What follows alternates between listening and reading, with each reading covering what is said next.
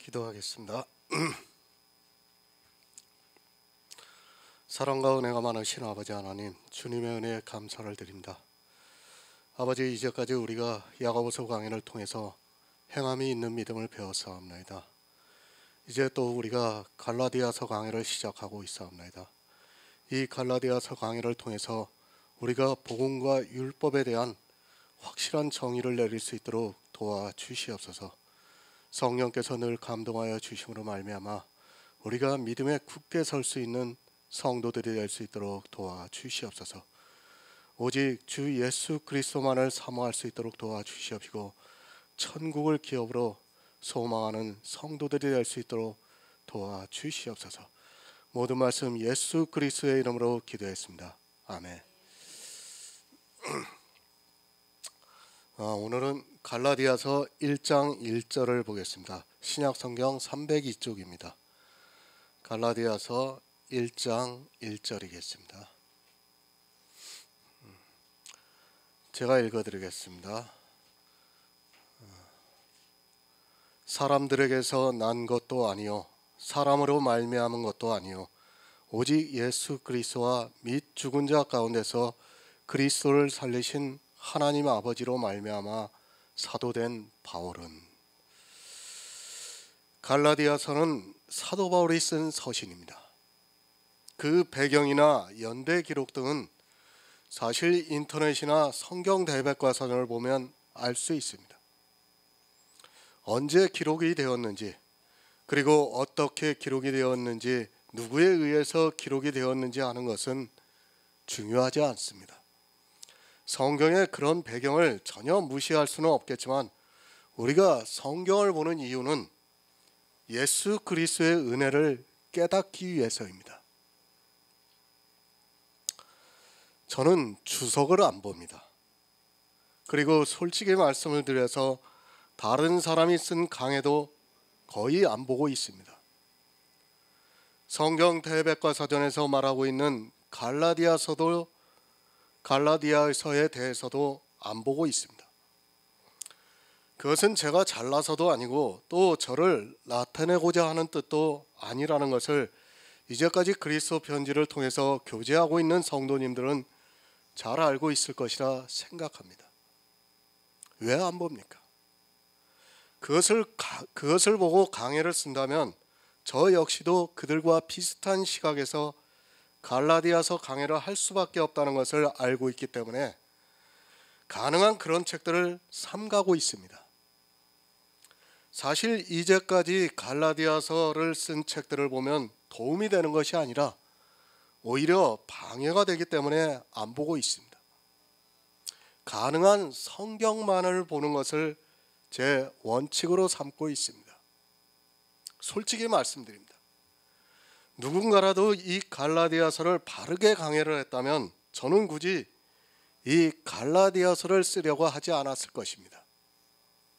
이미 진리로 인도함을 받은 성도가 갈라디아서를 바르게 썼는데 제가 굳이 다시 써야 할 필요성이 없기 때문입니다.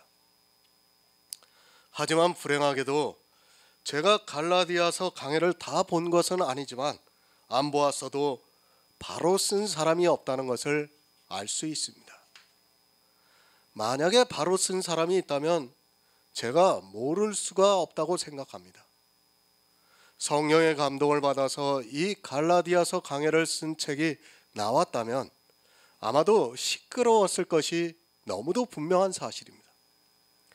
대단히 죄송스럽게 생각하지만 이제까지의 유명하다고 하는 신학자들 중에서 과연 성경에서 진리를 찾아 글로 기록한 사람이 없다는 것은 분명한 사실입니다.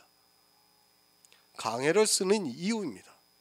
그리고 제가 그리스도 편지에 설교를 쓰는 이유입니다. 이제까지 있었던 사람들 중에 한 사람이라도 갈라디아서 강해를 바로 쓰고 바른 복음을 전하는 사람이 있었다면 다시 말씀드리지만 저는 다시 쓸 이유가 없다고 생각합니다. 이건 역시 결국에는 제 의가 되고 그것이 저를 부자로 만들기 때문에 이러한 일은 절대로 하지 않습니다. 복음이 사라졌습니다. 그리고 진리가 사라졌습니다. 이 시대 교회에서 전해지고 있는 모든 말들은 이미 종교가 되어버린 교회의 실상을 그대로 보여주고 있습니다. 저를 비판해도 좋습니다. 하지만 이 갈라디아서를 바로 깨닫고 있는 성도라면 절대로 저를 비난하지 않을 것이라고 확신합니다. 지금의 목사들입니다. 그리고 이제까지 있었던 문서로 남겨져 있던 모든 목사들 역시도 마찬가지입니다. 과연 그들 중에 어느 한 사람이라도 사도 바울이 보낸 갈라디아서에 있는 말씀을 그대로 바른 믿음을 가지고 있는가에 대해서는 회의적으로 말씀드릴 수밖에 없습니다. 천주교는 325년에 니케아 공회가 있은 후로 율법주의에 빠지고 말았습니다. 프로테스탄트 교회는 어떻습니까? 그들이 종교개혁을 한다고 하면서 율법주의에서 벗어났습니까? 그들 역시 율법의 제3용도를 주장하고 있습니다. 만약에 그들 중에 어느 한 사람이라도 갈라디아서에서 사도 바울이 말씀하고 있는 다른 복음에 대해서 깨달았다면 절대로 지금과 같은 교회는 있을 수 없습니다. 이 시대는 영적인 암흑기입니다. 세상의 눈으로 볼 때는 기독교인들이 참 많이 있어서 예수 그리스도를 믿는 사람들이 많이 보입니다. 그리고 그들이 진실된 마음으로 믿고 있어서 하늘의 축복을 받아 천국에 갈 사람 같이 보이는 것도 사실입니다. 하지만 예수님의 말씀과 같이 과연 이 시대에 천국에 갈 사람이 얼마나 될까를 생각해 보면 아주 적다는 것을 말씀드릴 수밖에 없습니다. 로마서 강해를 썼습니다. 그리고 야고보서 강해를 썼습니다. 그리고 이제 갈라디아서 강해를 쓰고 있습니다. 물론 하나님께서 제게 시간을 허락하는 날까지는 계속해서 설교와 강해를 쓸 예정입니다. 하지만 늘 두려워하는 마음으로 설교를 쓰고 있습니다. 제가 쓴 설교를 통해서 혹시라도 다른 영혼이 실족을 하게 되는 일이 없기를 늘 기도하고 있습니다. 하나님께서는 놀라우신 분입니다. 정말 저도 이렇게까지 성경을 해석할 수 있다고는 생각하지 않았습니다. 그러나 하나님의 놀라운 경륜 속에서 이 시대 성도들에게 이 복음을 전할 수 있어 기쁘게 생각하고 있습니다. 그리고 솔직히 말씀드리면 저 역시도 하루아침에 이 복음이 깨달아진 것이 절대로 아닙니다. 많은 시간이 필요했습니다. 그리고 또 실수도 많이 했습니다. 아마도 제가 처음에 쓴 설교를 보시는 성도님들은 잘 알고 있을 것이라고 생각하고 있습니다. 설교는 그래서 잘못된 부분이 있으면 계속해서 수정해서 다시 올리고 있습니다. 정말 복음이라는 것을 알아간다는 것은 하나님의 놀라운 은혜가 아니고는 불가능하다는 것을 알기에 늘 겸손한 마음으로 지혜를 구하고 있습니다. 사실 제가 요즘 강해를 계속해서 쓰고 있지만은 너무도 감사해요. 늘 새롭게 깨달아져요, 정말. 그거는 제 이성적인 그런 지식이 아니라 성경을 볼 때마다 하나님께서 놀라운 은혜를 주시고 있어요. 저도 어떤 때는 본문 말씀을 딱 놓고 보면 앞이 깜깜할 때도 있어요, 정말. 그런데 또 이걸 내가 써야지 하나님께 기도하는 마음으로 쓰다 보면 그게 또 해석이 돼요. 참 놀랍게도. 그리고 또 놀라운 것은 예전에 썼던 글보다 지금에 쓰고 있는 설교들이 더 진보하고 있다는 거예요. 그러니까 성경에 더 가까이 가고 있다는 거예요. 그런 것을 제가 깨달을 때마다 더욱더 감사하게 생각하고 있어요. 퇴보를 하는 것이 아니라 오히려 성경에 더 근접을 하고 있다는 것에 대해서 늘 감사하는 마음으로 제가 글을 쓰고 있습니다. 야고보서 강해는 거의 완전하게 썼다고 생각하고 있습니다. 그리고 솔직히 말씀을 드리면 로마서 강해는 6장까지는 약간 미흡한 점이 많이 있습니다. 제가 7장을 쓰기 시작하면서 정말 성경의 깊고 오묘한 말씀들이 깨달아지기 시작했습니다. 그 기간까지가 제가 신학을 공부하고 그러니까 졸업을 하고 나서 10여 년 이상이 흘렀습니다. 골방에 있었습니다. 지혜를 구하면서 복음을 알기에 정말 힘썼습니다. 물론 제가 힘쓴다고 해서 알아지는 것이 절대로 아닙니다. 그러나 하나님께서는 저 같은 자에게 은혜를 주셔서 이 시대에 복음을 전하게 하시고 있습니다. 주 예수 그리스도의 은혜를 성도님들과 함께 교제할 수 있음에 감사를 드리며 이 갈라디아서 강해를 시작합니다. 새 번역을 보겠습니다. 사람들이 시켜서 사도가 된 것도 아니요 사람이 맡겨서 사도가 된 것도 아니요 예수 그리스도께서 그리고 그분을 죽은 사람들 가운데서 살리신 하나님 아버지께서 임명하심으로써 사도가 된 나 바울이, 이렇게 번역이 되어 있습니다. 사도 바울입니다. 자기가 어떻게 사도가 되었는가를 말씀하고 있습니다. 우리가 성경을 보아서 잘 알고 있습니다. 주님께서 살아계실 때 12제자를 부르셨습니다. 그들은 예수님께서 3년 반 동안 이 세상에서 사역을 하실 때 모든 말씀을 듣기도 하고 함께 기거를 하면서 천국 복음에 대해서 가르침을 받은 사도들이었습니다. 마태복음 10장 2에서 3절을 보겠습니다. 신약성경 14쪽입니다. 마태복음 10장 2에서 3절입니다.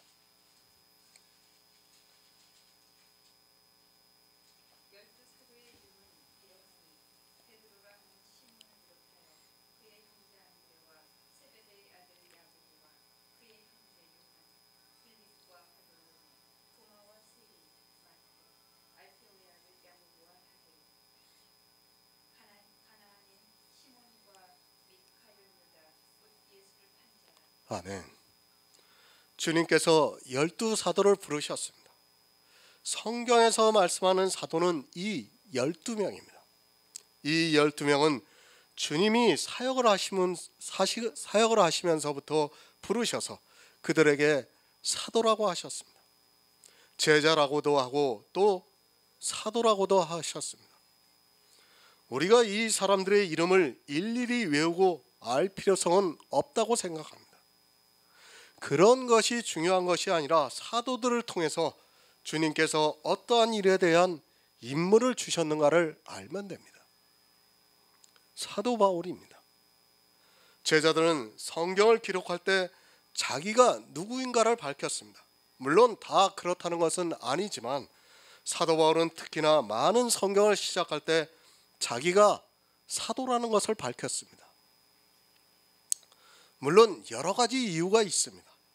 12제자인 사도와 다르게 부름을 받았습니다. 우리가 잘 알고 있듯이 사도 바울은 예수를 믿는 사람들을 잡으려고 다메섹으로 가는 도중에 주님을 만났습니다. 그는 유대교인이었습니다. 주님께서 십자가에서 죽으시고 3일 만에 부활하시고 40일 만에 승천하셨습니다. 다른 사도들은 모든 이 과정을 다 보았습니다.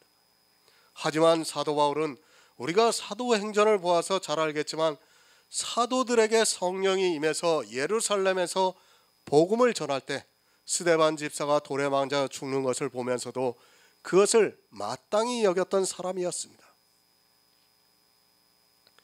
그는 사도가 될 자격이 없는 사람이었습니다. 더구나 그리스도인들을 잡아 죽이려고 했던 사람이었습니다.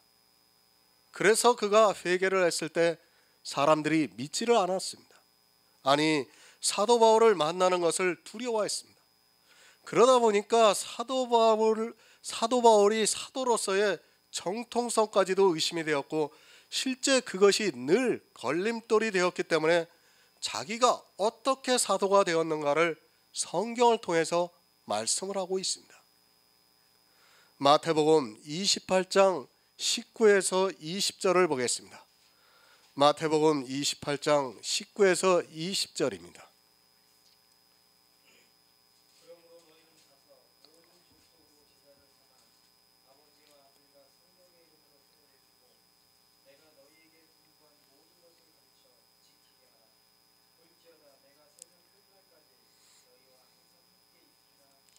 아멘. 사도의 임무입니다. 주님께서 왜 사도를 세우셨는가를 말씀을 하고 있습니다. 주님은 이 세상에 계시지 않습니다. 부활의 첫 열매가 되셔서 천국에 들어가셨습니다. 그래서 이 세상에 사도들을 남겨두셨습니다. 그리고 그들에게 이 임무를 주시고 사도들이라고 하셨습니다. 그 첫째가 세례를 주는 것입니다.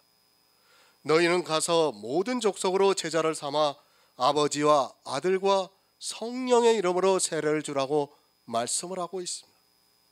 이 세례는 지금 교회 안에서 하고 있는 물 세례가 아니라 성령 세례를 말씀하고 있습니다. 예수 그리스도의 제자가 되려면 반드시 성령 세례를 받아야 합니다. 물 세례는 이 성령 세례를 가르쳐 주기 위한 하나의 예표라는 것을 알아야 합니다. 예수님께서 무엇을 가르치셨습니까? 마태복음 4장에서 주님께서 마귀에게 시험을 받으시고 이 모든 것을 이기시고 난 후에 처음으로 복음을 전파하셨습니다. 그때 천국 복음을 전파하셨다고 말씀을 하고 있습니다.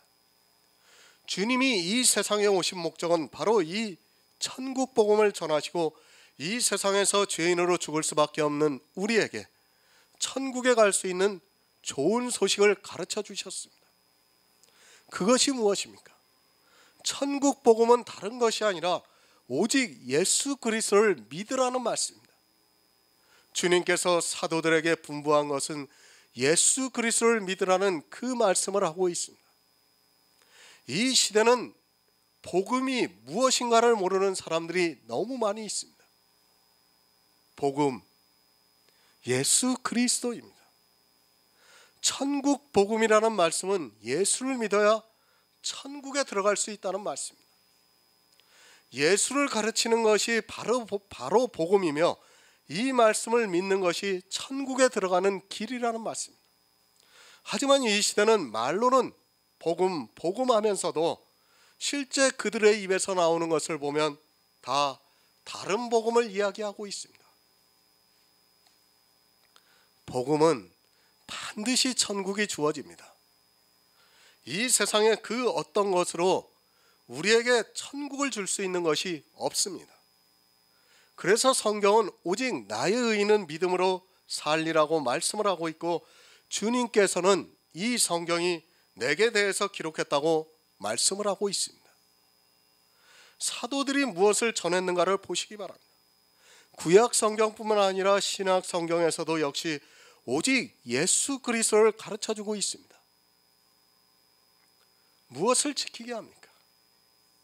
믿음을 지키게 하라고 요한계시록에서 말씀을 하고 있습니다. 모든 성경은 오직 예수를 가르쳐주고 있습니다. 그러니까 천국 복음에 대해서 말씀을 하고 있는데 이것을 어떻게 얻을 수 있는가 하면 바로 우리에게 주시는 믿음이라는 말씀입니다. 오직 믿음입니다. 이것에 반하는 말을 하고 있는 사람이 있다면 그는 아직 예수 그리스도를 믿지 않고 있는 사람입니다. 제가 계속해서 이 믿음에 대해서 말씀을 전하고 있지만 그리스도 편지에 와서 말씀을 보는 사람들 중에는 이 믿음을 가르치는 것을 보면서 오히려 이단이라고까지 공격을 하고 있는 사람들을 보면 안타깝기만 합니다. 천국입니다. 아무리 강조해도 지나치지 않습니다. 우리가 교회에 나와서 평생 주님을 믿는다고 하지만 만약에 천국에 들어가지 못한다면 그는 믿음을 지키지 못한 사람이라는 것을 알아야 합니다. 이스라엘이 이 믿음의 비밀을 몰라서 율법주의에 빠져서 결국에는 하나님으로부터 버림을 받고 말았습니다. 왜 예수 그리스도를 믿고 있습니까? 교회에 나와서 구원을 받지 못한다면 그는 차라리 이 세상에서 사는 죄인보다 더 불쌍한 자가 된다는 것을 성경은 계속해서 말씀을 하고 있지만, 사람들은 그저 자기가 교회 안에서 행하고 있는 행위들을 보면서 천국에 들어갈 수 있는 성도로 착각을 하고 있습니다. 하지만 이 시대는 천국 복음이 사라졌고 율법주의만이 있다는 것을 바로 알고 있어야 합니다. 이제 갈라디아서를 우리가 계속해서 강해를 하면서 왜 이 시대 모든 교회가 다 율법주의에 빠져 있는가를 확실하게 깨달을 수가 있습니다. 무엇이 율법주의고 무엇이 예수 그리스도를 안 믿는 것인가를 우리가 갈라디아서를 통해서 확실하게 알 수 있습니다. 이 세상의 사상입니다. 그것은 자기가 무엇을 해야 그들이 원하는 곳에 갈 수 있다고 말을 하고 있습니다. 하지만 성경은 그것을 말씀하는 것이 아니라 우리에게 천국 복음을 가르쳐 주셨습니다. 복음이신 예수 그리스도께서 이 세상에 오셔서 우리를 구원하시기 위해서 구속의 일을 다 이루셨습니다. 그것을 믿음으로 성도들이 구원을 받습니다. 하지만 사람들은 행위에 빠지고 말았습니다.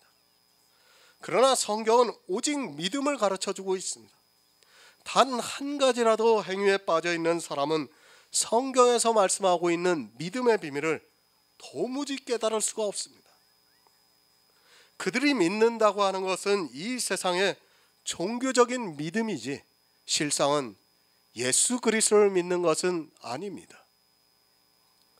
사도들이 이것을 가르쳐 주었습니다. 이스라엘이나 이방에 오직 예수 그리스도를 믿어서 구원을 받으라는 말씀을 하고 있습니다. 특히 사도 바울은 이방의 교회에 이것을 가르쳤지만 이방의 교회는 다른 복음에 미혹이 되어서 지금은 이스라엘과 같이 율법주의에 빠지고 말았습니다. 그렇게 율법의 단 한 가지라도 지키는 그것을 성경에서는 다른 복음이라고 말씀을 하고 있습니다. 이것이 사도의 직분입니다. 아니, 주님께서 사도들에게 분부하신 것입니다. 성경에서 예수 그리스도를 알아 그것을 전해서 구원을 받는 성도들에게 믿게 하라고 말씀을 하고 있습니다. 모든 성경이 다 이것에 대해서 기록이 되어 있지만 사람들은 이 천국 복음을 모르고 이 세상에 사는 것과 같이 초등학문에 순종을 하면서 교회 안에서 악을 행하는 일에 더욱 열심을 내고 있습니다. 이제 사도들은 없습니다. 그리고 그 사도들이 성경을 기록했습니다. 그것을 우리가 보고 있는 신약 성경입니다. 마태복음 28장에서 예수님께서 말씀하신 것을 우리가 지키게 하기 위해서 이 성경을 기록했습니다. 12사도에 의해서 이 성경이 기록되었고 우리가 이 성경에서 천국 복음을 보고 있습니다. 사도 바울입니다. 그는 나머지 사도들과는 조금 다릅니다. 앞서서 말씀드렸지만 사도 바울은 예수님께서 부활 승천하실 때까지만 해도 유대교를 믿었던 사람이었습니다. 유대교를 지나칠 정도로 믿던 그를 주님께서는 다메섹 도상에서 부르시고 그에게 은혜를 주셨습니다. 그리고 이방의 복음을 전하는 사도로 임명을 하셨습니다. 사람에게서 난 것이 아닙니다. 우리가 사도 바울의 행적을 잘 알고 있습니다. 그는 지나칠 정도로 유대교에 빠져 있었던 사람이었는데 누가 그를 전도로 해서 회개한 것이 아니라 주님이 직접 그를 만나 주셔서 회개케 하셨습니다. 사도 바울은 천국 복음에 대해서 전혀 듣지를 않았습니다.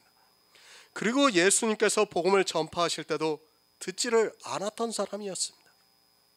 사도행전 22장 6에서 8절을 보겠습니다.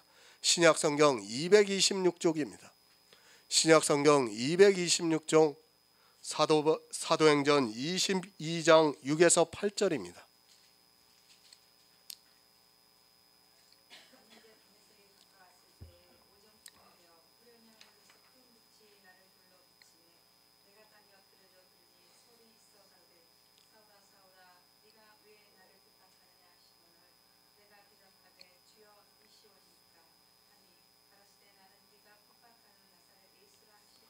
아멘. 주님이 부르셨습니다. 이제까지 사도 바울은 예수 그리스도를 이단으로 규정을 했고, 예수를 믿는 사람들은 하나님을 믿지 않는 사람이라고 생각했을 뿐 아니라 이 사람들로 인하여 유대교인까지도 영향을 받을 것을 염려할 정도로 예수 그리스도를 전혀 몰랐던 사람이었습니다. 사람으로 말미암은 것도 아닙니다.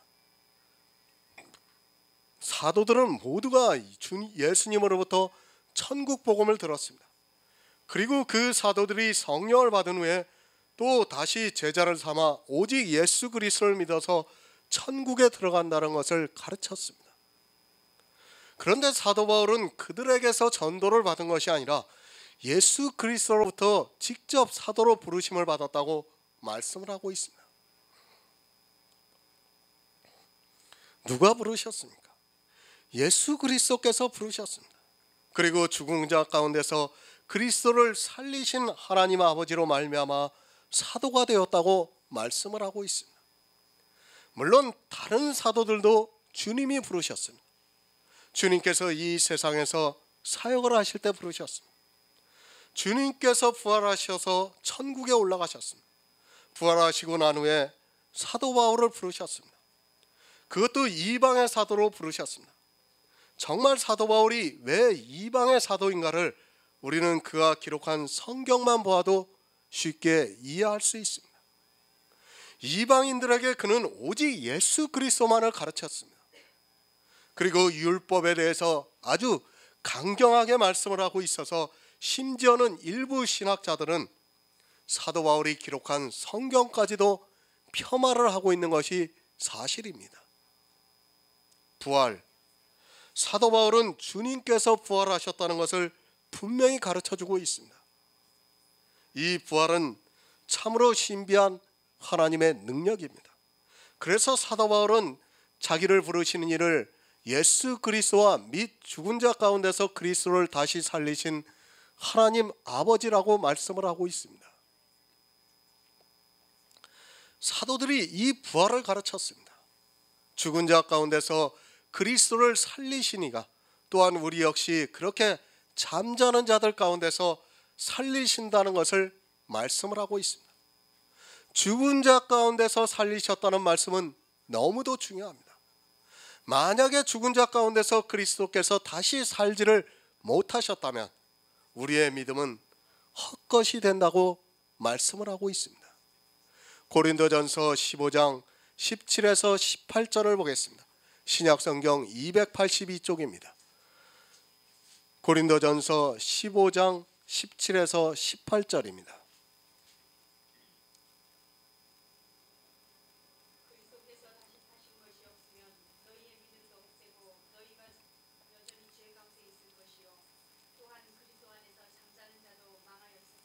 아멘. 아멘. 죽은 자 가운데서 다시 살리셨습니다. 물론 성경에는 그런 말씀들이 있습니다. 죽은 자 가운데서 다 살아났다가도 그 역시 다시 죽었습니다. 우리가 잘 알고 있듯이 엘리사가 수넴 여인에게서 난 아들을 살려주었습니다. 물론 신약에서도 주님께서도 그런 기적을 보이셨고 또 베드로와 사도 바울도 마찬가지입니다. 그러나 그들은 다시 다 죽었습니다. 그들은 육체가 살아났습니다.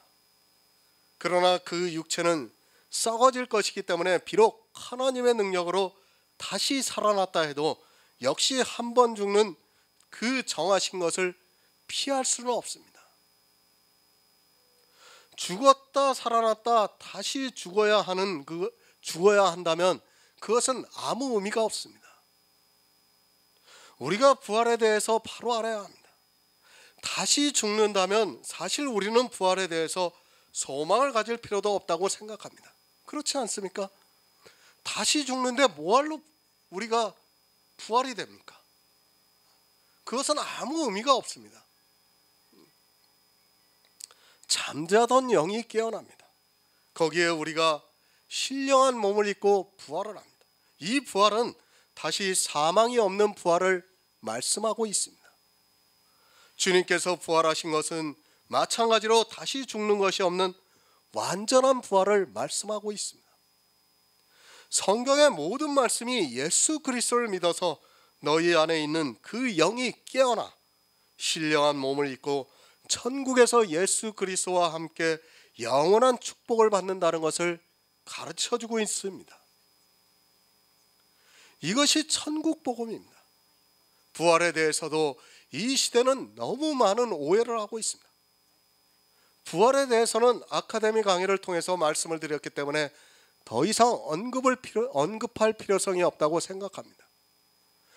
지금 사도 바울이 말씀하는 것은 예수 그리스도께서 죽은 자 가운데서 살아나신 것이 우리에게 어떠한 것을 주고 있는가를 말씀을 하고 있습니다. 예수 그리스도께서 죽은 자 가운데서 살아나셨습니다. 그것은 곧 부활입니다. 이 부활을 사도 바울은 믿고 있습니다.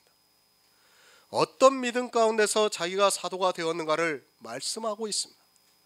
그리스도를 죽은 자 가운데서 살리신 하나님을 자기 역시 나중에 주님이 오실 때 다시 살리실 것을 믿는다는 말씀입니다. 그리고 이 부활에 대해서 영의 일에 대해서 자기가 사도가 되었다는 것을 말씀을 하고 있습니다. 그리스도께서 다시 사셨습니다. 만약에 그리스도께서 다시 사신 것이 없다면 사도 바울이 전하고 있는 복음은 헛것이 되고 여전히 죄 가운데 있다가 짐승과 같이 살다가 썩어서 흙으로 돌아간다는 말씀입니다. 우리 성도가 예수 그리스도를 믿습니다. 그것은 주님께서 이 세상에 육체로 오셔서 죽은 자 가운데서 다시 사셨기 때문에 그에게 붙은 우리도 역시 그와 같이 부활한다는 것을 믿고 있습니다. 그런데 예수 그리스도께서 다시 사신 것이 거짓입니다. 그렇다면 우리는 예수 그리스도를 믿을 필요가 없다는 말씀입니다. 예수를 믿어보아야 아무 소용이 없다는 것을 말씀하고 있습니다. 믿음이 헛되면 어떻게 됩니까? 오직 나의 의는 믿음으로 살리라는 그 믿음이 헛되면 우리는 죽는다는 말씀입니다. 그렇지 않습니까? 그리스도께서 죽은 자 가운데서 살아나셨습니다. 그것이 우리에게 왜 그렇게 중요한가를 말씀하고 있습니다. 만약에 이 사실이 거짓이라면 우리의 믿음은 헛것이 되고 이 세상에서 가장 불쌍한 자가 되고 예수 그리스도 안에서 믿고 죽어있는 잠자는 영혼들도 다 망했다고 지금 말씀을 하고 있습니다. 성경은 주님의 부활을 첫 열매라고 말씀을 하고 있습니다. 그것이 맥추절이에요. 맥추절. 성경에서 보고 있는 맥추절이 부활의 첫 열매로 드리는 예수 그리스도를 예표하는 겁니다. 그리고 그에게 붙은 자 예수 그리스도를 믿는 자들이 부활의 다음 대상이 된다는 것을 말씀을 하고 있습니다. 죽은 자 가운데서 다시 사셨습니다. 우리 인생 모두는 한 번 죽는 것이 정해 있습니다. 그것으로 끝이 난다면 우리가 예수 그리스도를 왜 믿습니까? 솔직히 말해서 이 부활이 없다면 우리는 세상 사람보다 더 불쌍한 자가 된다는 것을 알아야 합니다. 이 부활을 믿기 때문에 이 세상에서 환난과 고난을 당하면서 하늘의 산 소망을 견디고 있습니다. 하나님의 경륜입니다. 그것을 절기를 통해서 우리에게 보여주셨습니다. 아담이 범죄했을 때 이 세상은 이미 멸망한 것과 다를 것이 없었습니다. 그러나 하나님께서는 우리 인생들을 사랑하셔서 예수 그리스도를 보내주셨습니다. 보내신 목적은 흙으로 와서 이제 범죄한 자가 되어서 흙으로 돌아가야 하는 우리 인생들을 다시 살리시기 위해서입니다. 흙으로 난 것은 흙으로 다 끝나요. 영하고 흙으로 난 것이 연결이 되는 것이 아닙니다. 그런데 지금 교회 안에 있는 사람들은 어떻게 생각합니까? 이 흙으로 난 것과 영이 연결이 되는 것으로 오해를 하고 있습니다. 절대로 아닙니다. 흙으로 난 것은 흙으로 다 끝나요. 영하고 흙으로 난 것이 연결이 되는 것이 아닙니다. 그런데 지금 교회 안에 있는 사람들은 어떻게 생각합니까? 이 흙으로 난 것과 영이 연결이 되는 것으로 오해를 하고 있습니다. 절대로 아닙니다. 이것이 영의 일입니다. 우리 육체는 이제 다시 살릴 수 없게 되었습니다. 아니, 다시 살려봐야 천국에 들어갈 수가 없습니다. 하나님 앞에는 점도 없고 흠도 없어야 갈 수 있고, 만약 그런 것이 있다면 그 자리에서 죽고 맙니다. 하나님의 영광의 빛이 그랬습니다. 죄를 지은 우리 인생은 하나님 앞에 갈 수 있는 방법이 없어졌습니다. 그래서 부활의 신비한 일을 예정하셨습니다. 육으로는 하나님과 이제는 더 이상 살 수 없게 되었으니까 우리에게 새로운 생명을 주셨습니다. 그리고 점도 없고 흠도 없는 예수 그리스도의 영입니다. 그 영을 어떻게 주어지는가 하면 예수 그리스도를 믿음으로 우리 안에 탄생이 됩니다. 왜 사도 바울이 죽은 자 가운데서 그리스도를 살리신 하나님 아버지라고 말씀을 하는가 하면 바로 이 영의 일입니다. 로마서 8장 9절을 보겠습니다. 신약 성경 249쪽입니다. 로마서 8장 9절입니다.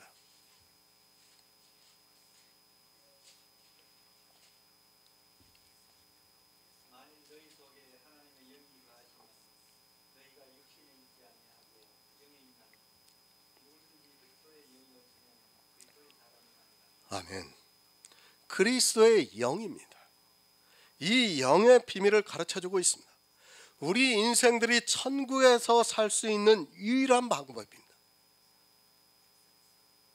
그런데 어떻게 말합니까? 우리 육의 지적인 것을 가지고 간다느니 우리의 의로움을 가지고 간다. 이게 얼마나 허황된 이야기라는 것을 알아야 돼요. 흙으로 난 것은 하나님 앞에 갈 수 없기 때문에 이 영의 신비한 일을 우리에게 성경을 통해서 믿게 하신 거예요. 그 믿음으로 영이 탄생이 되는 것입니다. 예수 그리스도를 믿는 성도는 그리스도의 영이 있다고 말씀을 하고 있습니다. 사도 바울이 지금 이 말씀을 하고 있습니다. 자기가 사도된 것은 이 영이 자기 안에 있고 그리스도를 죽은 자 가운데서 살리신 하나님 아버지가 자기를 사도로 부르셨다고 말씀을 하고 있습니다. 무슨 말씀입니까? 사도 바울 역시 자기가 부르심을 받아서 사도로서 이방의 복음을 전하지만 이 죽은 자 가운데서 다시 사는 것을 믿기 때문에 사도로서 일을 하고 있다는 말씀입니다. 만약 예수 그리스도께서 죽은 자 가운데서 다시 사신 것이 아니라면 우리의 믿음은 헛되고 내가 너희에게 전한 이 복음도 헛된 것이 되고 또 잠자는 자도 망했다고 말씀을 하고 있습니다. 그러나 사도 바울은 어떻습니까? 예수 그리스도께서 부활하셨다는 것을 믿고 있고 또 실제 자기가 부활하신 주님으로부터 부름을 받았다고 말씀을 하고 있습니다. 죽은 자 가운데서 그리스도를 살리신 하나님 아버지께서 우리도 역시 죽은 자 가운데서 살리실 줄을 믿기 때문에 그 일에 사도로서 부르심을 받은 것이 은혜라고 말씀을 하고 있습니다. 은혜입니다. 다시 생각해도 은혜라고 밖에는 말할 수 없습니다. 이 시대 복음 안에서 교제할 수 있는 것은 은혜입니다. 그 외에 다른 말로 설명이 안 되고 있습니다. 사도 바울을 통해서 이방의 복음을 전하게 하시고 그가 기록한 성경을 통해서 지금 이 시대 우리 성도님들에게 은혜가 주어지고 있습니다. 어떻게 설명할 수 있겠습니까? 이제까지 교회사를 보시기 바랍니다. 어느 교회에서 복음이 전해졌는가를 생각해 보시기 바랍니다.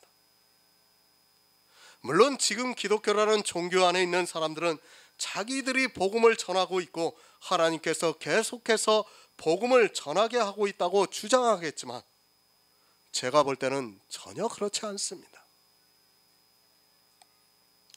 이 시대는 이스라엘과 같이 다 율법주의에 빠져 있고 그것이 다른 복음이라는 것을 모르고 있습니다.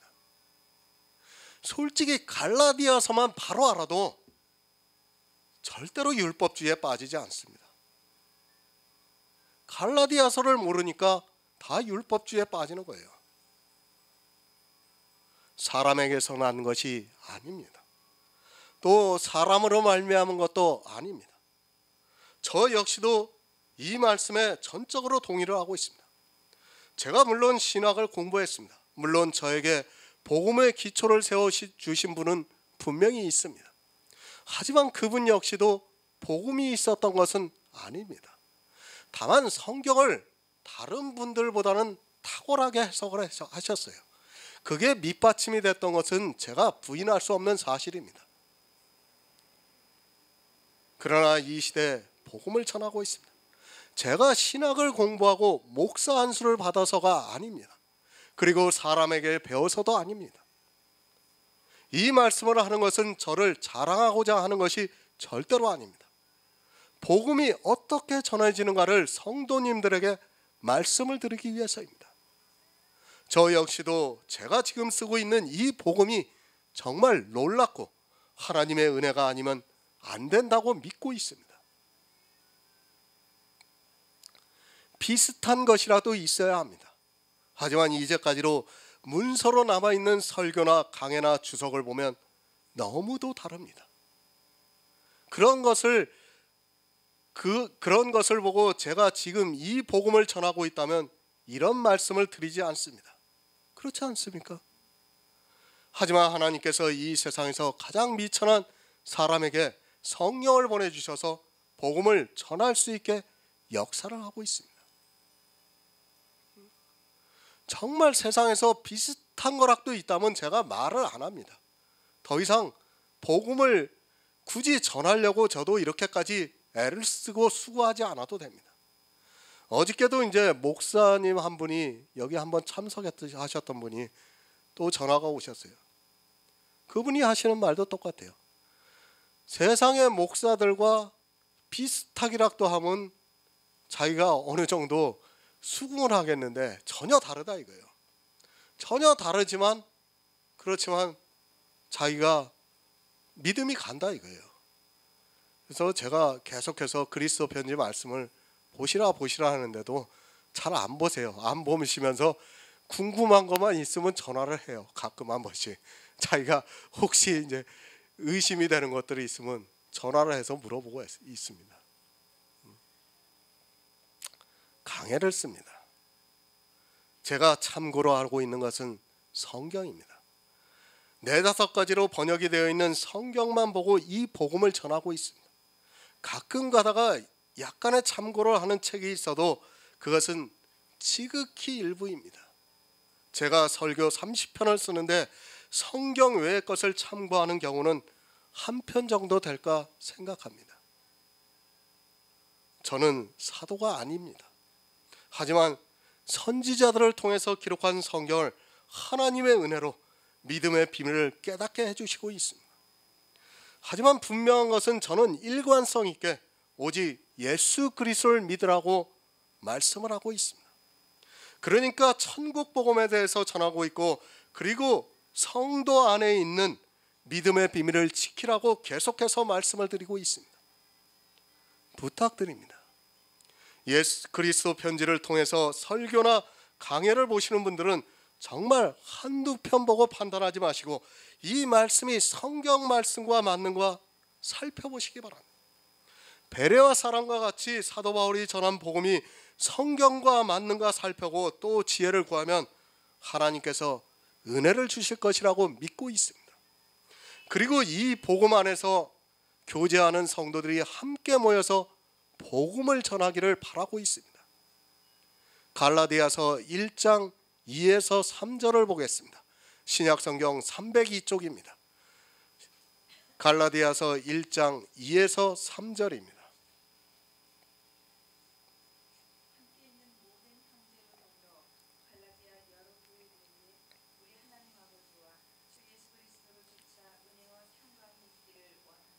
아멘. 새 번역을 보겠습니다.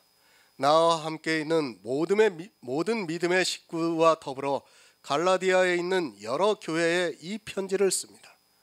우리 하나님 아버지와 주 예수 그리스도께서 내려주시는 은혜와 평화가 여러분에게 있기를 빕니다. 갈라디아서입니다. 이 서신은 에베소에 있을 때 썼다는 설이 유력합니다. 그런 것은 중요하지 않습니다. 어디서 몇 년에 기록했는가 하는 것은 중요하지 않습니다. 그런 것보다 성경에서 말씀하고 있는 하나님의 뜻을 알아야 합니다. 얼마 전에 모 기독교 방송을 보았습니다. 성경을 참 잘도 해석을 합니다. 그 안에 있는 내용이 중요한 것이 아니라 그가 누군가를 성경에서 아주 그럴듯하게 찾아서 이야기하는 것을 들었습니다. 그리고 그 시대적인 배경을 이야기하는 것을 들었습니다. 그 인물이 누구인가, 무엇이 그리 중요합니까? 그가 어디에서 나왔고 그가 누군가 하는 것은 하나도 중요하지 않지만 사람들은 대단한 것을 아는 것으로 생각하고 있습니다. 그런 것은 누구나 공부를 하면 알 수 있습니다. 지금 대학을 나온 사람들이라면 그런 책들을 찾아서 연구를 하면 누구나 쉽게 알 수 있는 것입니다. 교인들이야 세상 일에 바쁘니까 마치 자기들이 대단한 것을 배우고 있는 것으로 알고 있습니다. 목사가 그런 것을 안다고 그것을 가르치고 있다면 어리석은 사람입니다. 그렇지 않습니까? 사도 바울에 대해서 아는 게 뭐 그렇게 중요합니까? 하나도 안 중요합니다. 우리는 성경을 알아야 돼요. 성경을.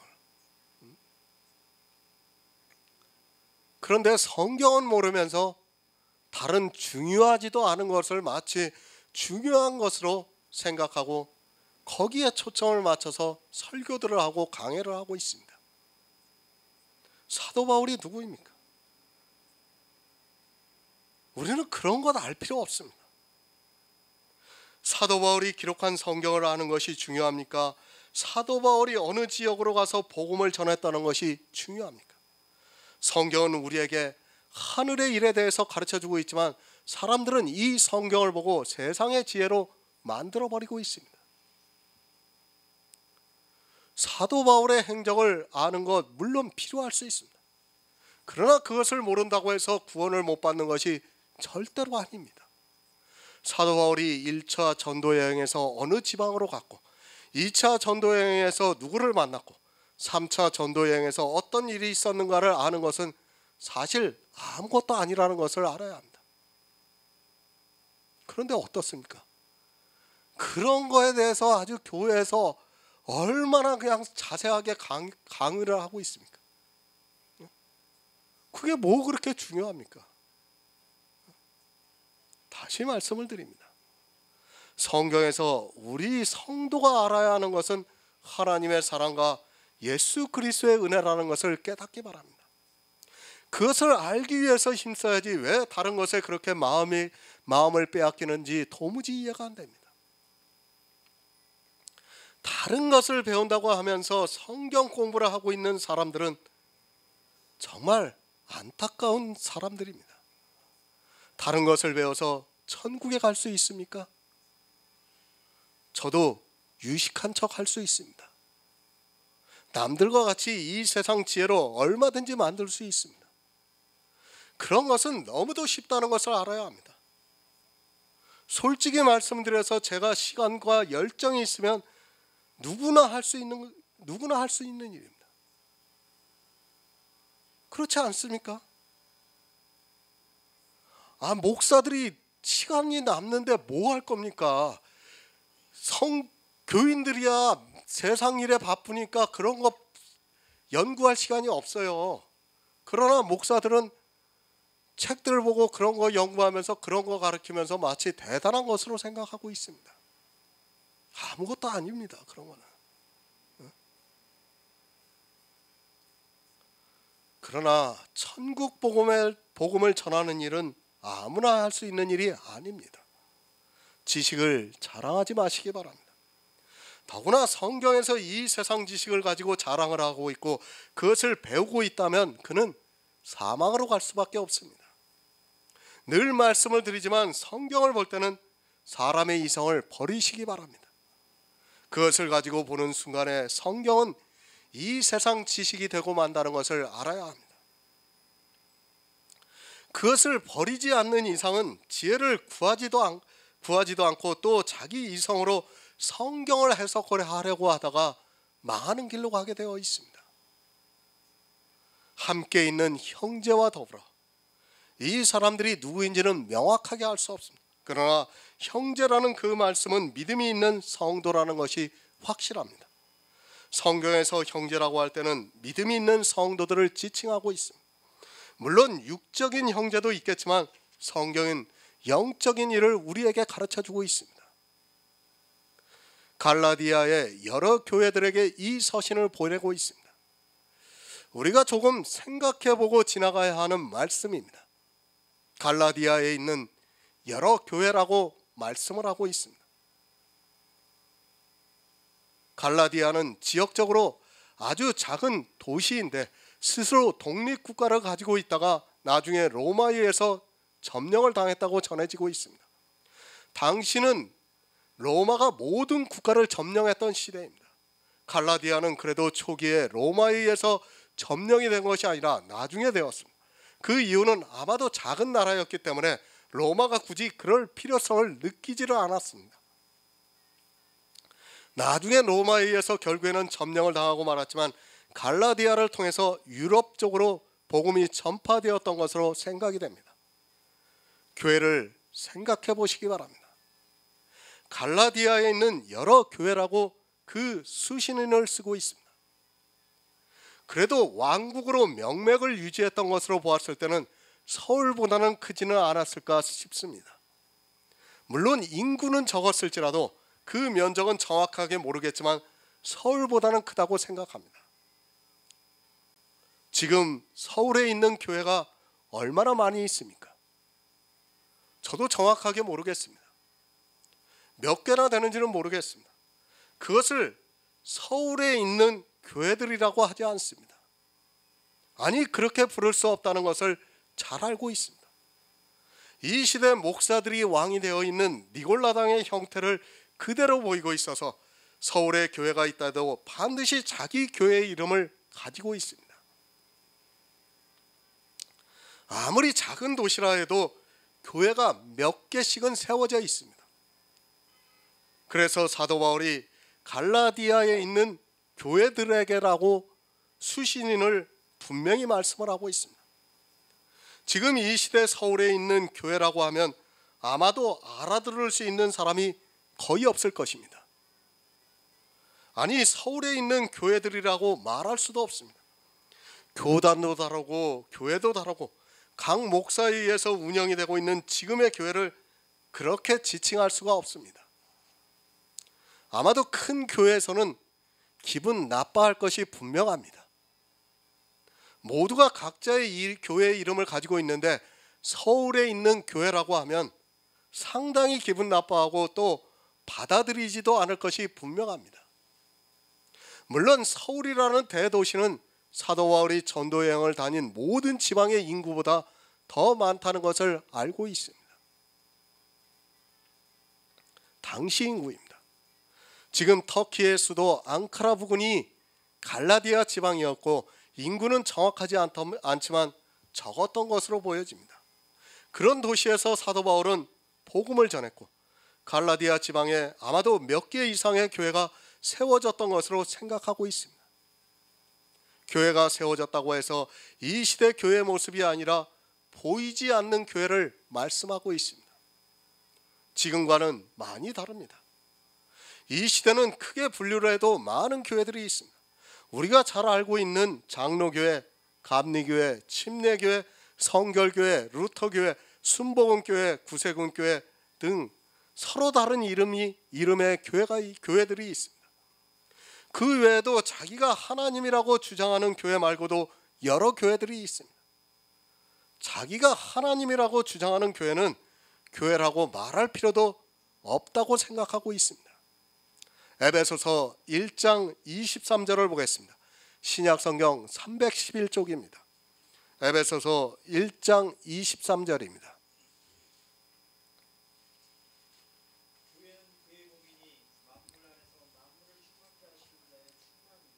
아멘. 교회를 바로 아시기 바랍니다. 이 시대는 교회에 대해서 너무 모르고 있습니다.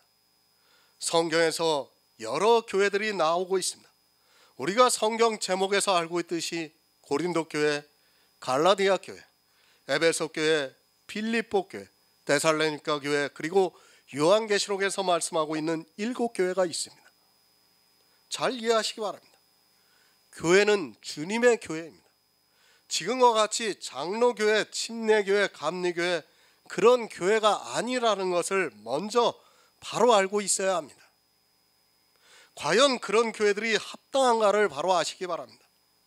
성경에서 지역 이름을 따서 교회를 말씀하고 있습니다. 그러나 그 지역이 교회가 하나만 있었는가 하는 문제에 대해서는 바로 깨닫고 있어야 합니다. 갈라디아에 있는 교회들에게 보내는 편지입니다. 그 교회들의 이름이 갈라디아 교회가 아닙니다. 성경의 교회의 이름을 마치 사도들이 이름을 지은 것으로 생각하는 사람들이 너무 많이 있고, 이 시대에 너도 나도 다 이름을 짓고 있습니다. 목사들이 교회를 개척할 때는 이 교회의 이름을 짓느라고 고민을 하고 있습니다. 어떻게 합니까? 부목사들이 그 교회 개척을 할 때는 그 자기가 섬기던 담임 목사한테 내가 개척하는데 교회 이름을 무엇으로 할까요? 하고 물어보고 짓고 있습니다. 거의 다 그렇게 져요. 그러면 그 담임 목사가 생각하고 반석교회라고 하라고 그러면 예 알았습니다. 그리고 이제 반석교회로 붙이는 겁니다. 네? 다들 그렇게 하고 있어요. 교회는 그의 몸입니다. 그리고 에베소서에서 주님의 아내라고 말씀을 하고 있습니다. 교회가 내 아내입니까? 주님의 아내입니까? 내 아내라고 해도 아내의 이름을 내가 짓지를 않습니다. 하물며 주님의 아내인 교회를 자기가 이름을 짓는다는 것은 사실 성경적으로 볼 때 있을 수 없는 일이라는 것을 바로 깨달아야 합니다. 왜 교회가 종교가 되었는가를 이 한 가지만 보아도 알 수 있습니다. 사도 바울은 이방의 복음을 전하고 그곳에 교회를 세웠습니다. 지금과 같이 보이는 유형의 교회가 아니라 무형의 교회를 세웠습니다. 그리고 그 교회를 분별하기 위해서 그 지역의 이름을 따서 갈라디아 교회라고 말씀을 하고 있습니다. 그냥 갈라디아의 지방에 있는 교회이기 때문에 갈라디아 교회라고 부른 것입니다. 그 이름을 사도 바울이 붙인 것이 아닙니다. 잘 아셔야 됩니다. 마치 이 갈라디아 교회를 사도 바울이 지은 것으로 생각해서는 안 됩니다. 그리고 그 안에는 교회들이 있었습니다. 그래서 사도 바울이 갈라디아의 여러 교회라고 말씀을 하고 있습니다. 이 말씀만 봐도 교회의 이름이 없었다는 것을 분명히 알아야 합니다. 갈라디아에 여러 교회가 있었습니다. 지금과 같이 그 교회 각각의 이름이 붙였다는 것이 절대 아니라는 것을 바로 알고 있어야 합니다. 교회 이름에 대해서는 바로 생각해 보아야 합니다. 갈라디아 지방의 인구는 그렇게 많지는 않았습니다. 아마도 오늘날과 같은 대중교통이 발달을 하고 대형 교회가 세워졌다면 하나로 교회가 통합이 되었을지도 모르겠습니다. 하지만 그 당시에는 특별한 일이 없는 이상 그렇게 교류할 수 있는 환경이 아니었다는 것을 알아야 합니다. 그리고 교회가 지금과 같이 대형 교회가 아니라 어느 가정에 세워지고 있고 또 그곳에서 주의 만찬을 나누었던 그런 교회들입니다. 다시 말씀을 드립니다. 왜 교회에 자기들이 만든 이름을 붙이고 있습니까? 성경 어디에도 교회의 이름을 붙인 교회는 없습니다. 모두가 다 그 지역을 말씀하고 있고 그것은 지역의 교회를 분별하기 위해서이도입니다. 또 지금과 같이 문명이 발달을 하지 못하다 보니까 한 지역의 교회가 세워지고 나면 거의 교류를 할 수 없었습니다. 여기서 수원까지 걸어갈 수 있습니까? 못 걸어가죠. 그 당시에는 걸어갔어야 돼요. 그러니까 교류가 거의 불가능했다고 보시면 돼요. 그러니까 갈라디아 지방이라고 해도 교류가 그렇게 쉽지가 않았어요. 여기서 수원까지 걸어가려면 정말 하루 이틀을 걸어가야 돼요. 하루를 꼬박 걸어가야 될 거예요. 아마 건강한 사람은 하루 걸릴지 몰라도 노인네들은 하루 못 걸읍니다. 그런 시대적인 배경을 알고 우리가 성경을 봐야 됩니다. 그래서 사도들이 다녔습니다. 그리고도 문제가 생기니까 지금 이 갈라디아서처럼 사도 바울이 서신을 보냈습니다. 이렇게 생각하면 됩니다. 우리나라도 작은 나라지만 사투리가 다르고 또 풍습이 약간씩 다릅니다. 그리고 지금부터 2000년 전이라는 것을 생각하시기 바랍니다. 지금도 어느 지역에 가면 그 지역만의 특성이 있습니다. 지금과 같이 교통과 미디어가 발달한 시대가 아니라 사도 바울이 복음을 전하러 다녔을 때는 정말 수백 킬로를 걸어 다녀야 했던 시기였습니다. 그러다 보니까 에베소 교회와 갈라디아 교회가 서로 다른 모양들이 나오기 시작했습니다. 그렇지 않습니까? 우리가 성경을 봐도 고린도 교회와 갈라디아 교회가 서로 다른 모양이 나오고 있지 않습니까? 네? 왜 그렇습니까? 교류가 안 되었기 때문에 그런 거예요. 교류가.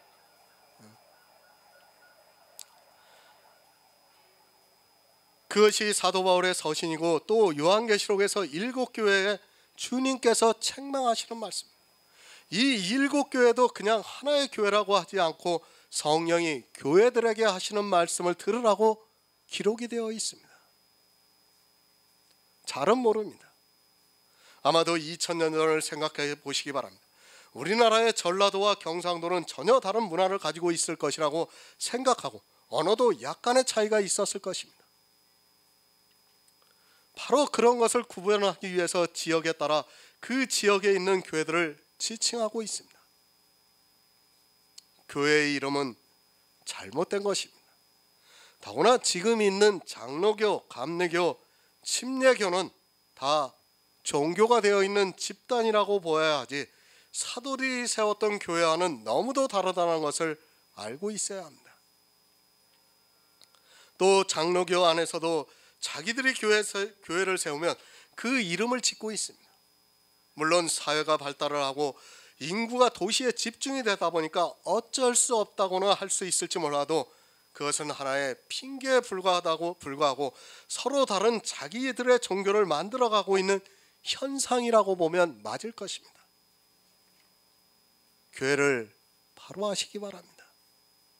정말 할 수만 있다면 우리는 성경으로 돌아가야 합니다. 장로교라고 하는 것도 그리고 또 그 장로교 안에 있는 사랑의 교회라고 하는 것도 모두가 사람의 욕심에서 나온 것이라고 생각합니다. 그 교회가 주님의 교회라고 생각하고 있다면 어떻게 자기 마음대로 이름을 지을 수 있겠습니까? 교회의 비밀을 모르기 때문입니다.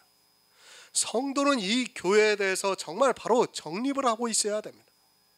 종교화가 되어 있는 교회 안에서 자기들이 보고 있는 건물을 보고 또 그 안에 있는 사람들을 보고 교회라고 하지 마시기 바랍니다.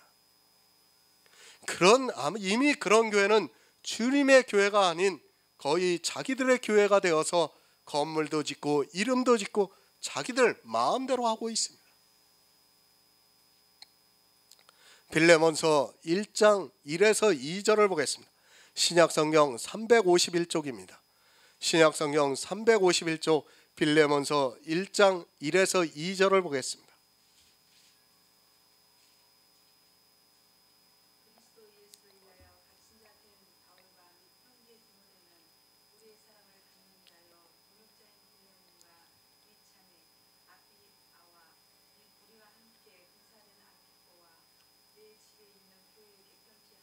아멘. 시대가 변한 것 인정합니다. 그리고 도시화가 되어서 인구 밀도가 높아진 것도 역시 인정을 합니다. 그러나 교회에 대한 바른 정의를 하지 않고 교회에 나가서 신앙생활을 한다는 것은 스스로 사망의 길로 가게 된다는 것을 알고 있어야 합니다. 지금 이 시대는 안타깝게도 성경을 너무 모르고 있습니다. 내 이성을 버리시기 바랍니다. 우리 성도는 성경에서 어떻게 말씀하고 있는가를 바로 알고 있어야 하고 만약에 그것이 아무리 이성적으로 사소할지라도 그것으로 영원히 망할 수 있다면 우리는 정말 삼가해야 한다고 믿고 있습니다. 기독교라는 종교가 이미 2000년 정도 내려오다 보니까 그 안에서 일어나고 있는 일상적인 것을 너무도 당연하게 받아들이고 있는 것이 문제입니다. 부탁드립니다.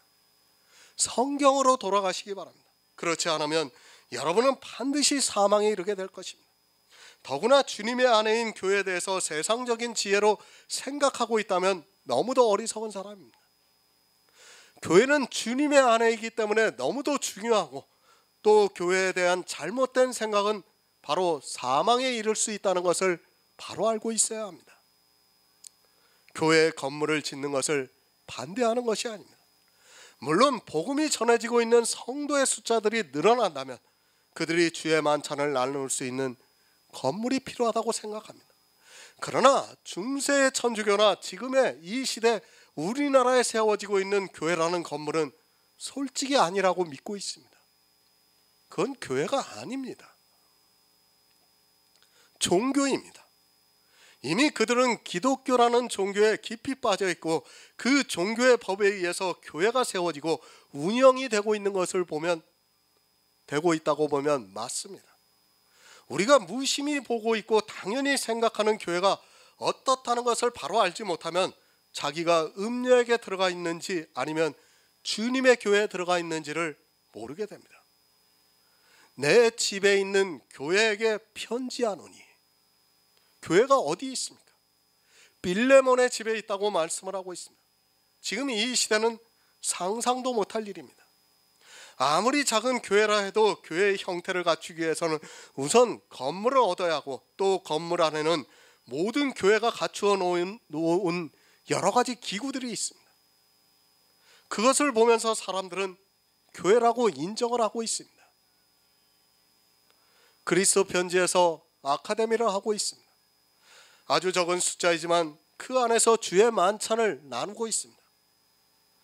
그것도 그리스도 편지 사무실이 아니라 남의 사용하는 사무실을 아카데미 할 때만 빌려서 사용을 하고 있습니다. 물론 모든 교회가 다 그렇게 해야 한다고 생각하지는 않습니다. 이름도 없습니다. 그리고 간판을 내걸 수도 없습니다. 그리고 그 안에는 이 시대의 교회 모습이 어디에도 없습니다. 그저 의자와 탁상들이 있고 그 안에 앉아서 말씀을 나누고 있습니다.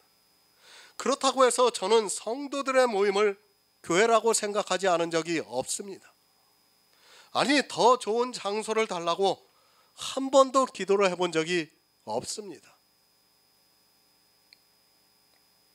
제가 만약 그것을 기도한다면 저는 세상에 똑같은 목사들하고 똑같은 사람이 되는 거예요.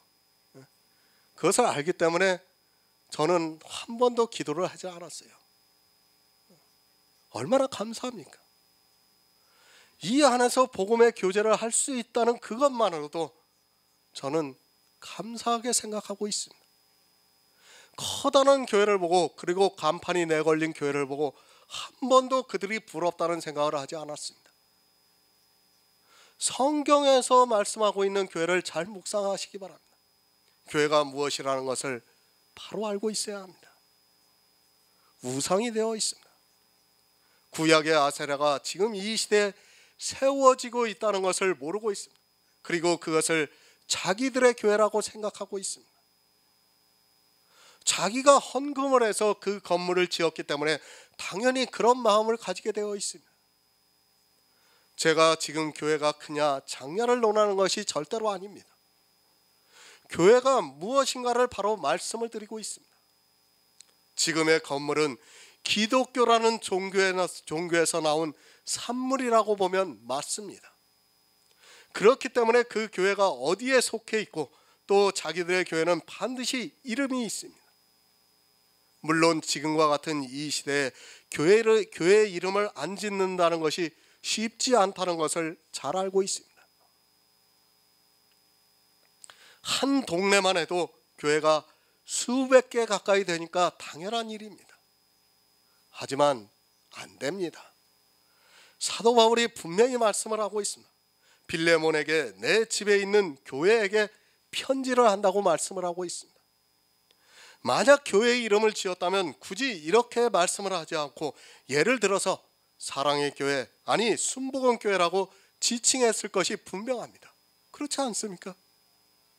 하지만 초대교회에서는 교회 이름이 없었다는 것은 분명한 사실입니다.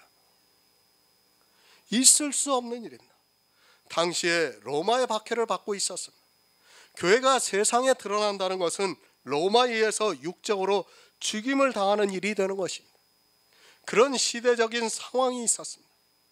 하지만 분명한 것은 교회가 어디에 있었는가 하면 빌레몬에게, 내 집에 있는 교회에게 편지를 한다고 말씀을 하고 있습니다. 꼭 이렇게 하라는 것이 아닙니다. 교회에 대해서 우리가 바로 알아야 합니다. 비록 빌레몬의 집에 있었지만 그 교회는 정말 진리로 서 있었던 교회입니다. 지금과 같은 대형 교회는 아니지만 그 교회에는 구원을 받을 성도들이 있었다는 말씀입니다. 이것이 우리가 바라는 참 교회의 모습입니다. 작은 교회라고 하라고 하는 것이 절대로 아닙니다. 그 교회는 사도 바울과 형제들이 있었습니다. 진짜 형제가 아니라 주님 안에서 형제가 되었습니다. 그리고 사도 바울이 동역자라고 말씀을 하고 있습니다. 복음을 전하는 동역자가 있었습니다.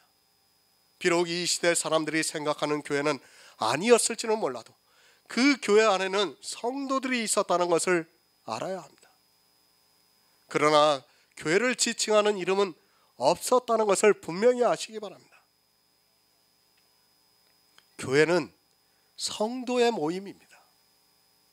그리고 이 세상에 어떤 형태로 나타나는 것이 아닙니다. 성과 같은 건물을 지어놓고 이름을 붙이는 것도 아니고 또 누구나 알 수 있는 그런 간판을 내걸고 있는 것도 아닙니다. 그 안에 성도들이 많이 있다, 아무리 많다 해도 교회는 세상에 나타나지 않는다는 것을 바로 아시기 바랍니다. 이 교회를 세상 사람들이 알았습니까? 주님께서 요한복음에서 분명히 가르쳐주고 있습니다. 바람이 임의로 불매 어디서 와서 어디로 가는지 모르는 것과 같이 성령으로 난 사람은 다 이러하다고 말씀을 하고 있습니다. 하지만 이 시대 교회는 자기들이 만들어 놓은 교회를 세상에 더 알리고자 더 크게 그리고 더 높이 짓고 있는 것을 볼 수 있습니다. 그렇게 믿고 있습니다. 그리스도 편지에서 아카데미를 하고 있지만 이 교회가 커질 것이라고 생각하지 않습니다. 아마도 이 세상 사람들은, 아니 교회에 있는 사람들은 그리스도 편지가 있었는지도 모르고 살아가게 될 것입니다. 종교와 교회는 다르다는 것을 알아야 합니다. 데살로니가 후서 1장 1절을 보겠습니다. 신약성경 334쪽입니다. 데살로니가 후서 1장 1절입니다.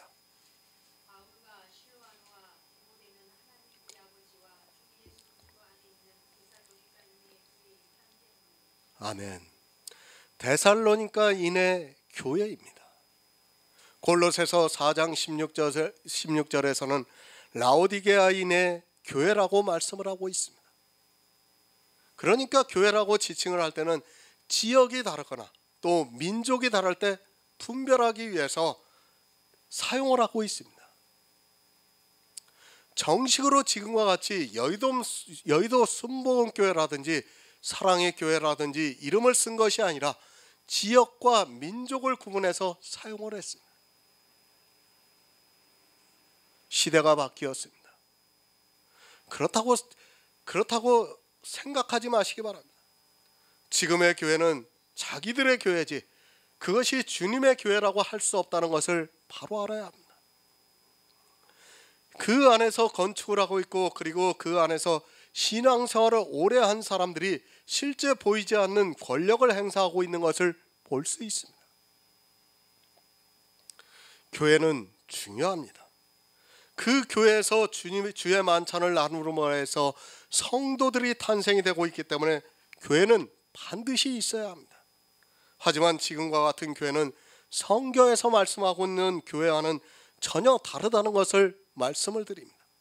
실제 교회의 전도지나 그리고 그 교회를 알리고자 하는 모든 것을 보시기 바랍니다.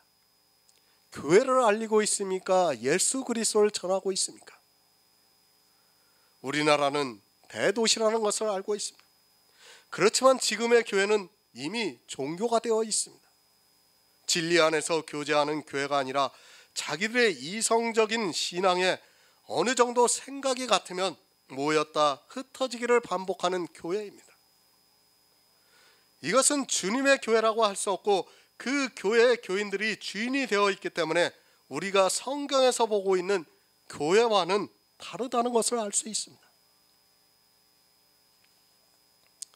교회입니다. 그 자체가 이름입니다. 그 앞에 이름을 붙이는 자체는 이 세상적인 생각이 들어가 있기 때문입니다. 그리고 주님의 아내인 교회를 자기들 마음대로 그렇게 부른다는 것 자체가 잘못된 것이라는 말씀입니다. 지금은 하나님의 교회라고 하기보다는 사람의 교회라고 하는 것이 더 맞습니다. 성경입니다. 그것이 모든 답입니다. 그 답을 무시하고 자기들의 이성에 따라 교회를 부르고 있다면 그 자체가 악을 행하는 일이라는 것을 깨달아야 합니다. 아니, 그 교회는 이미 교회라고 하기보다는 음녀라고 해야 하고 또 짐승이라고 해야 맞습니다. 그런데 이 시대는 그 교회 안에 있으면 자기가 구원을 받는다고 생각하고 있습니다. 성경의 영의 일입니다. 육의 일로 생각하지 마시기 바랍니다. 계속해서 설교나 강해서 이 말씀을 하고 있지만 깨닫지를 못하고 있습니다. 영의 일을 교회가 육의 일로 만들어버리고 있습니다. 사람이 보는 눈과 이성과 그리고 감성, 그것으로 성경을 알려 하지 마시기 바랍니다. 성도가 있어야 합니다. 성도가 없는 교회는 수십만 명이 있다 해도 그것은 교회라고 할 수 없다는 것을 알아야 합니다. 하지만 이 시대 교회 안에 있는 사람들은 자기가 다 구원을 받은 성도라고 생각을 하고 있기 때문에 더 이상 말할 필요가 없습니다. 자기가 구원을 받은 성도인가 아닌가도 모르고 그저 종교에게 미혹이 되어서 사망의 길로 가고 있으면서도 깨닫지를 못하고 있습니다. 에베소서 5장 24에서 25절을 보겠습니다. 신약성경 315쪽입니다. 신약성경 315쪽 에베소서 5장 24에서 25절입니다.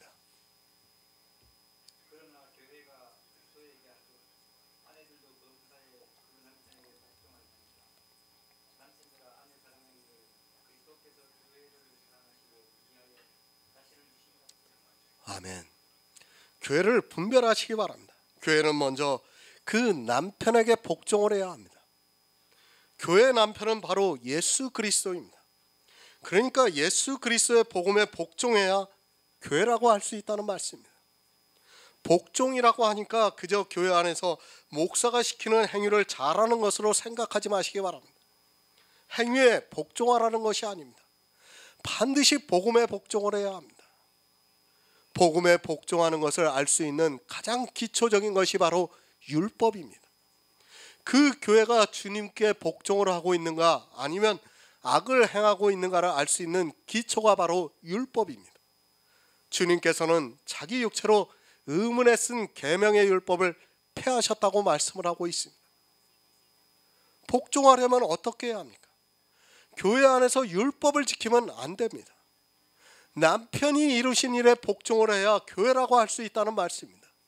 그렇지 않습니까? 율법의 단 한 가지라도 지키고 있다면 그것은 교회라고 할 수 없습니다. 이 시대는 얼마나 많은 율법을 지키고 있습니까? 아니, 율법을 지키고 있으면서도 그것을 율법이라고 하지 않고 있고 도리어 믿음이라는 아주 이상한 이야기들을 하고 있습니다. 이것 하나만 보아도 알 수 있습니다. 지금 이 시대 교회라고 하는 곳은 모두가 다 율법을 지키고 있습니다. 몇 가지만 지키고 있다고요? 그것이 믿음이라고요? 그렇게 말하지 마시기 바랍니다. 율법에 기록이 되어 있고 또 삼가 지키는 것이 있다면 다 율법이라는 것을 알아야 합니다.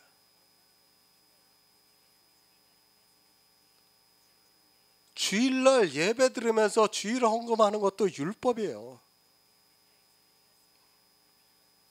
예배 드리는 자체가 전부 다 율법이라고 보시면 됩니다. 11조 율법입니다.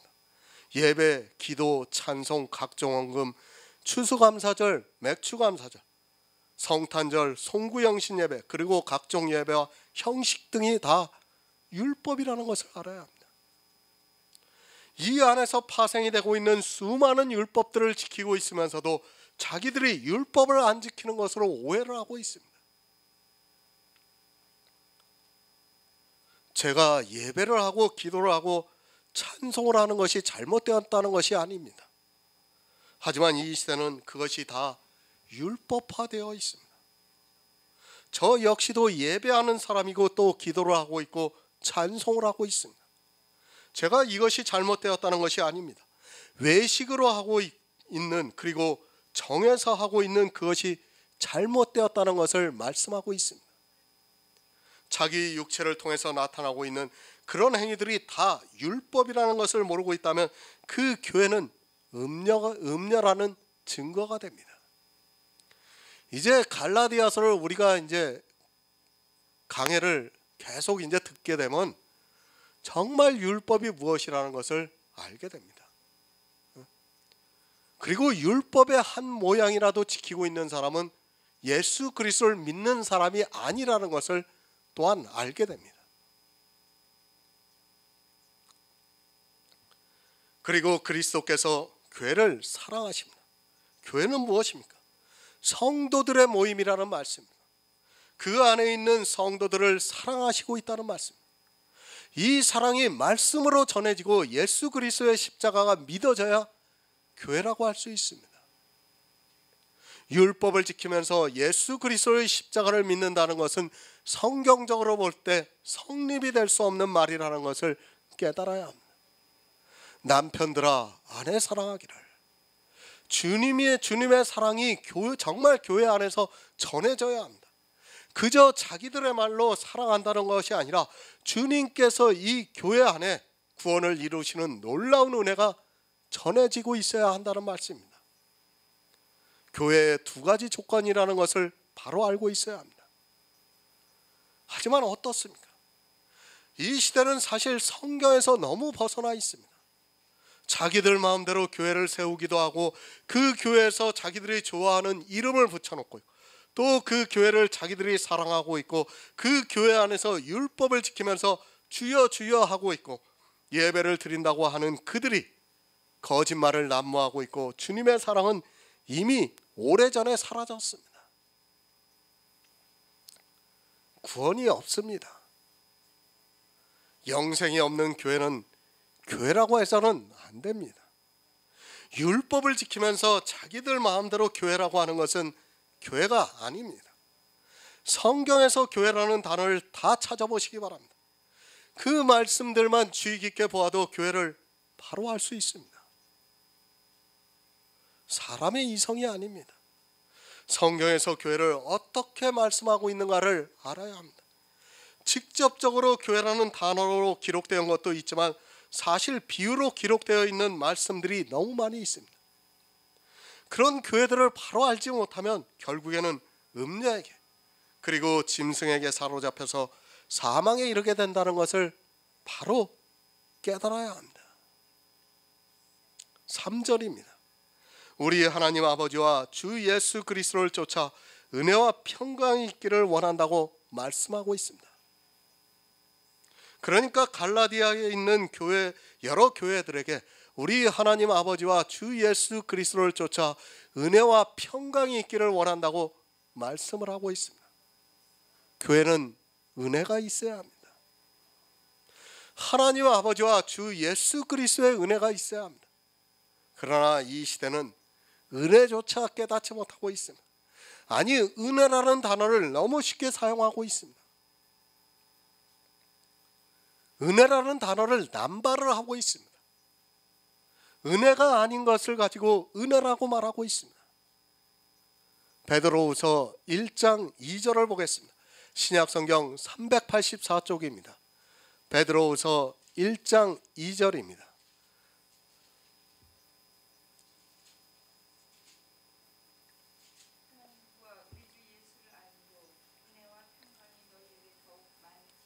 아멘. 은혜가 어떻게 주어집니까?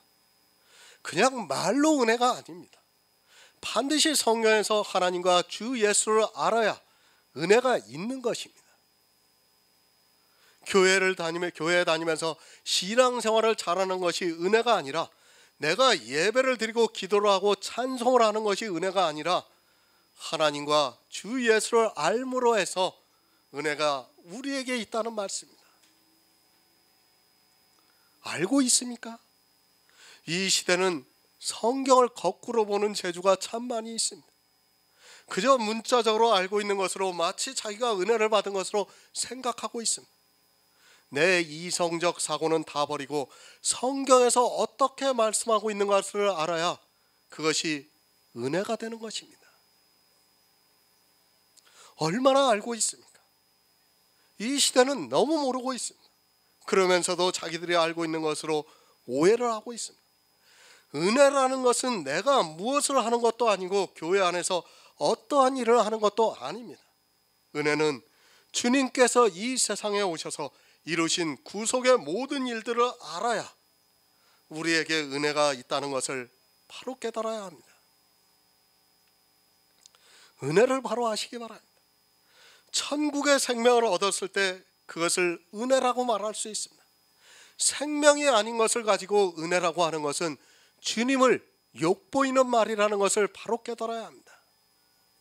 주님께서는 우리에게 생명을 주시기 위해서 오셨고, 그것이 성도들에게 은혜가 되고 있는데, 교회 안에서 자기들의 행위를 보면서 은혜라고 하는 것은 주님을 모독하는 말입니다.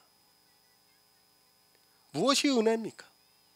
성경에서 하나님의 사랑과 주 예수 그리스도의 은혜를 알아감으로 해서 내 영혼이 구원을 받는 그것이 은혜입니다. 그 외에 다른 것을 가지고 은혜라고 하는 것은 주님을 욕보이는 말입니다. 주님이 주시지도 않았는데 자기들이 좋아서 하고 나서 그것을 은혜를 받았다고 한다면 얼마나 이상한 이야기가 됩니까? 한 사람이 사과를 주었습니다. 그리고 또 다른 사람이 사과 외에 많은 것을 주었습니다. 그런데 받은 사람이 사과를 준 사람에 가서 나에게 사과 외에 많은 것을 주셔서 내 가슴에서 진심으로 은혜를 받았다고 하면 그 사람의 기분이 어떻겠습니까? 자기가 주지도 않은 것을 가지고 은혜라고 하면 그것은 은혜가 아니라 모독이라는 것을 깨달아야 합니다. 주님이 주시는 것은 생명입니다. 그리고 그 외에 교회 안에서 하고 있는 내가 하는 거의 모든 행위는 다 사단이 주고 있다고 보면 맞습니다. 그러면 하나님을 알고 예수 그리스도를 아는 성도는 주님이 나에게 생명을 주셔서 감사합니다, 내가 은혜를 받았습니다 하는 것이 맞습니다. 이것이 은혜라는 말씀입니다. 그런데 주님이 안 주셨습니다. 그것을 내가 교회 안에서 행위로 나타내면서 하고 있는 것을 보면서 주님 은혜를 주셔서 감사합니다 하면 주님께서 어떻게 하시겠습니까? 아마 여러분이 이런 상황이라면 별 미친놈 다 있네 하면서 기분이 별로 좋지 않을 것이 분명합니다. 그렇지 않았습니까? 내가 주지도 않은 것을 자기가 받았다고 하면서 은혜를 입었다고 하면 상대에게 모욕을 주는 것과 같다는 말씀입니다. 은혜라는 것을 잘 사용하시기 바랍니다. 노아의 홍수 때 세상의 죄악에 관영했습니다. 그런데 노아는 여호와께 은혜를 입었다고 말씀을 하고 있습니다. 이렇게 생명에 대해서 은혜를 입는 것을 은혜라고 합니다. 설령 성경에 다른 것을 가지고 은혜라고 했을지라도 그것은 다 생명에 대한 의미가 있다는 것을 알고 있어야 합니다. 11조를 주님의 은혜로 11조로 하면서 은혜에 감사한다고 해요. 그것이 얼마나 주님을 모욕하는 말인지를 모르고 그렇게 하고 있는 겁니다. 바로 하시기 바랍니다. 성도는 하나님 아버지와 주 예수의 은혜를 아는 자입니다. 이 말씀은 다시 말해서 성경에서 예수 그리스도를 알아야 은혜가 나에게 있다는 말씀이기도 합니다. 그러나 이 시대는 아무 것이나 가지고 은혜라는 말을 남발하고 있으면서도 그것이 주님을 얼마나 모독하는 말인가를 모르고 사용하고 있습니다. 잠언 3장 17절을 보겠습니다. 구약성경 913쪽입니다. 구약성경 913쪽 잠언 3장 17절입니다.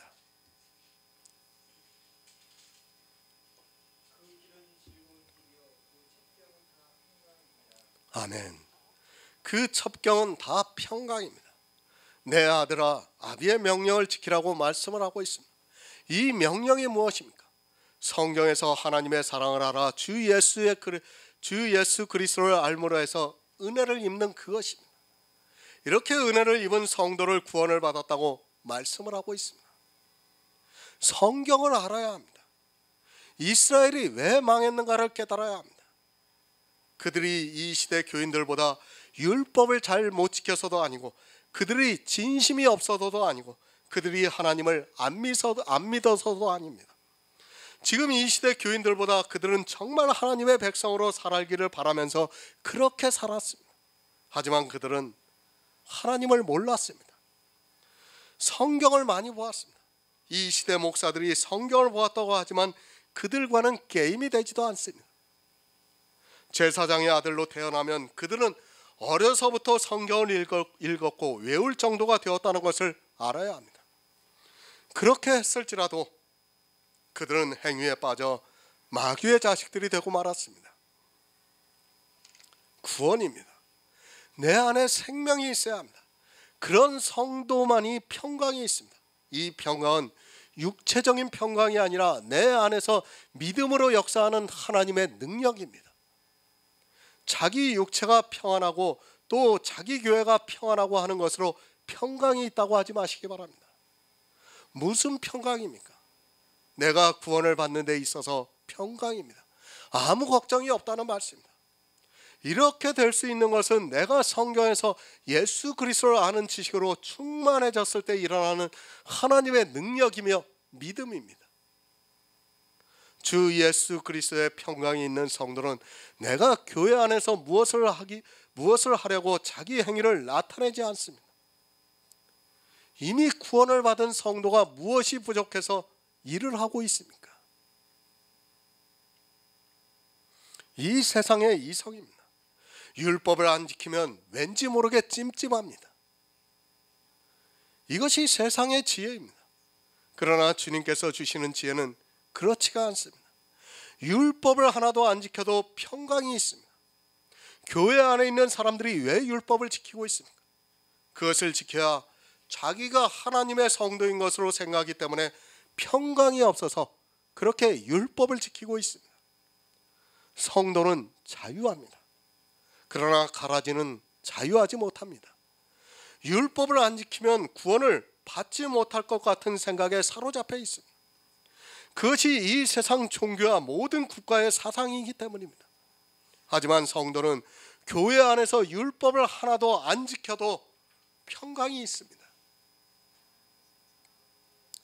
하지만 이 시대 교회 안에 있는 사람들은 어떠한 행위라도 해야 하고 그렇지 않으면 자기가 믿음이 없는 것 같아 행위에 집착을 하고 있고 그것을 보면서 마음에서 안도를 하고 있습니다. 평강입니다. 그것은 구원을 받은 성도만이 누릴 수 있는 평강입니다.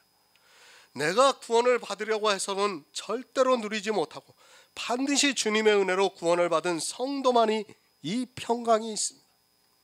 내 마음이 평강하려면 반드시 성경에서 하나님의 사랑과 예수 그리스도의 은혜를 알아야 합니다. 조금 아는 것이 아니라 성도는 은혜와 평강이 있게 하기 위해서 성경을 보면서 예수 그리스도의 은혜를 알아가고 있습니다.